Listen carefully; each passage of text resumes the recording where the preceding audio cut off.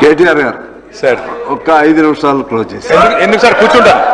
కూర్చుంటానండి మీ బాగా వాళ్ళదే బాగా ఇనసొంపు ఉంది కదా కూర్చుంటారు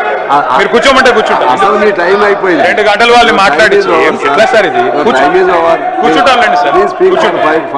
ఎట్లా సార్ మీరు ఒక కమ్యూనిస్ట్ యోధుడు తెలంగాణ కోసం నిరాహార దీక్ష చేసిన కొత్తగూడెం బిడ్డ మీరు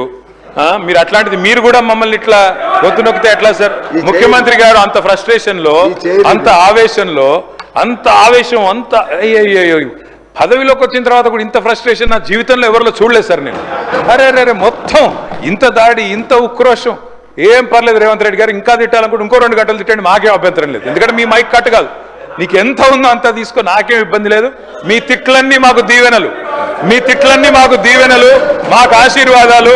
మీరు ఎంత మాట్లాడితే మాకు అంత మంచిది ఎందుకంటే మీ వల్ల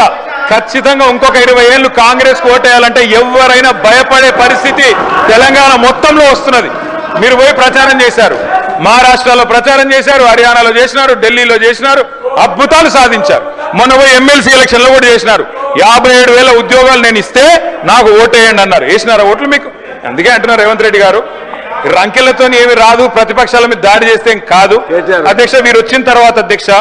పెద్దవాగు 2 సార్లు కొట్టుకొని పోయింది సుంకిశాల కూలిపోయింది భక్తరామదాసు మోటార్లు మునిగిపోయినాయి సాగర్ ఎడమకాలు ఒక భారీ